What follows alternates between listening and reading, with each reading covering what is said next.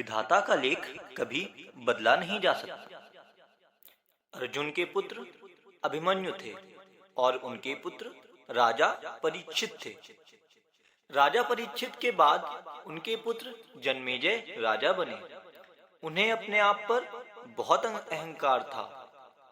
एक दिन जन्मेजय वेदव्यास जी के पास बैठे थे।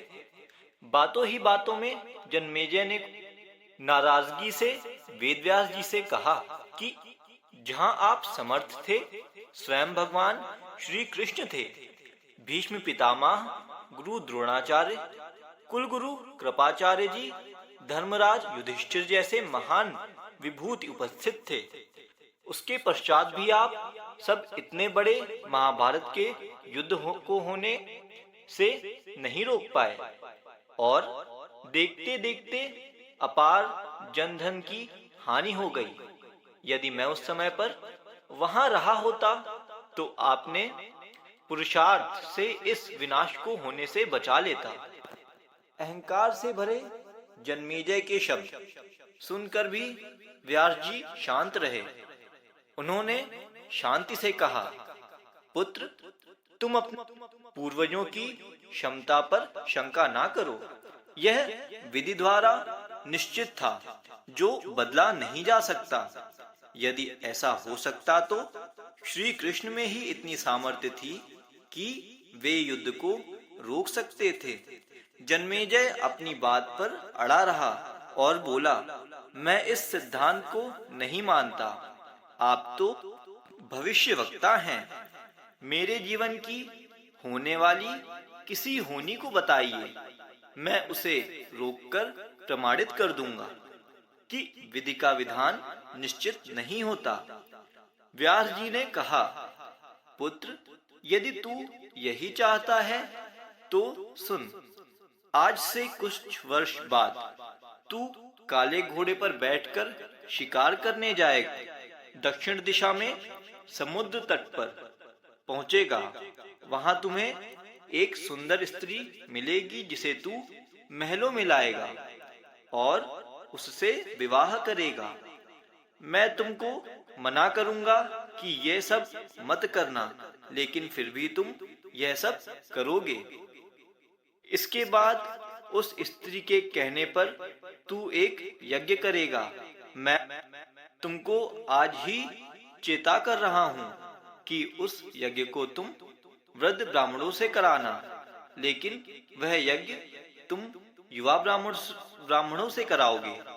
और जन्मेजय ने हंसते हुए व्यास जी की बात काटते हुए कहा, मैं आज के बाद काले घोड़े पर ही नहीं बैठूंगा। तो ये सब घटनाएं घटित ही नहीं होगी। व्यास जी ने कहा कि यह सब होगा और अभी आगे की सुन। उस यज्ञ में एक ऐसी घटना घटित होगी कि तुम उस रानी के कहने पर उन युवा ब्राह्मणों को प्राणदंड दोगे, जिससे तुम ब्रह्म हत्या का पाप लगेगा और तुझे कष्ट रोग होगा और वही तेरी मृत्यु का कारण बनेगा। इस घटनाक्रम को रोक सके तो रोक लो। वेदव्यास जी की बात सुनकर जन्मेजय ने एहतियातवश शिकार पर जाना ही छोड़ दिया, परंतु जब होनी का समय आया तो उसे शिकार पर जाने की बलवती इच्छा हुई। उसने सोचा कि काला घोड़ा नहीं लूंगा, पर उस दिन उसे अस्तबल में काला घोड़ा ही मिला। तब उसने सोचा कि मैं दक्षिण दिशा में नहीं जाऊंगा, परंतु घोड़ा अनियंत्रित होकर दक्षिण दिशा की ओर गया और समुद्र तट पर पहुंचा। वहां पर उसने एक सुंदर स्त्री को देखा और उस पर मोहित हुआ। जन्मेजय ने सोचा कि इसे लेकर महल में तो जाऊंगा, लेकिन विवाह नहीं करूंगा। परंतु उसे महलों में लाने के बाद उसके प्यार में पड़कर उससे विवाह भी कर लिया। फिर रानी के कहने से जन्मेजय द्वारा यज्ञ भी किया गया। उस यज्ञ में युवा ब्राह्मण ही रखे गए। किसी बात पर युवा ब्राह्मण रानी पर हंसने लगे। रानी क्रोधित हो गई और रानी के कहने पर राजा जन्मेजय ने उन्हें प्राणदंड की सजा दे दी। फलस्वरूप उसे कोढ़ हो गया। अब जन्मेजय घबरा गया और तुरंत व्यास जी के पास पहुंचा और उनसे जीवन बचाने के लिए प्रार्थना करने लगा। वेद व्यास जी ने कहा कि एक अंतिम अवसर तेरे प्राण बचाने का और देता हूँ। मैं तुझे महाभारत में हुई घटना का श्रवण कराऊंगा, जिसे तुझे श्रद्धा एवं विश्वास के साथ सुनना है। इससे तेरा कोढ़ मिटता जाएगा। तुरंत यदि किसी भी प्रसंग पर तूने अविश्वास किया तो मैं महाभारत का प्रसंग रोक दूंगा और फिर मैं भी तेरा जीवन नहीं बचा पाऊंगा। याद रखना, अब तेरे पास यह अंतिम अवसर है। अब तक जन्मेजय को व्यास जी की बातों पर पूरा विश्वास हो चुका था, इसलिए वह पूरी श्रद्धा और विश्वास से कथा करने लगा।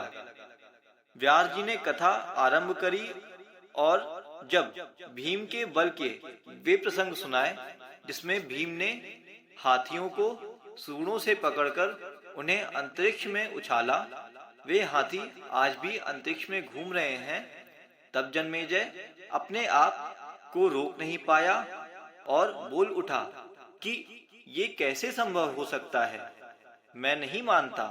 व्यास जी ने महाभारत का प्रसंग रोक दिया और कहा कि पुत्र, मैंने तुझे कितना समझाया कि अविश्वास मत करना, परंतु तुम अपने स्वभाव को नियंत्रित नहीं कर पाए, क्योंकि यह द्वारा निश्चित था।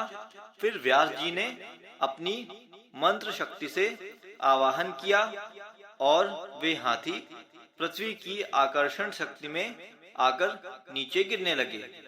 तब व्यास जी ने कहा, यह मेरी बात का प्रमाण है। जितना मात्रा में जन्मेजय ने श्रद्धा विश्वास से कथा की, उतनी मात्रा में वह कुष्ठ रोग से मुक्त हुआ, परंतु एक बिंदु रह गया और वही उसकी मृत्यु का कारण बना। पहले बनती है तकदीरें, फिर बनते हैं शरीर। कर्म हमारे हाथ में है, लेकिन उसका फल हमारे हाथों में नहीं है। गीता के 11वें अध्याय के 33वें श्लोक में श्री कृष्ण अर्जुन से कहते हैं, उठ खड़ा हो और अपने कार्य द्वारा यश प्राप्त कर। जिनके बारे में तूने या तू चिंतित हो रहा है, यह सब तो मेरे द्वारा पहले ही मारे जा चुके हैं। तू तो केवल निमित्त बना है। होनी को टाला नहीं जा सकता, लेकिन नेक कर्म व ईश्वर नाम जाप करने से उससे हानि कम होती है। तो ये थी हमारी आज की वीडियो। अगर आपको यह वीडियो अच्छी लगी हो तो इसे लाइक जरूर करें, चैनल को सब्सक्राइब करें और वीडियो शेयर करके कमेंट में जय श्री राम अवश्य लिखें। धन्यवाद।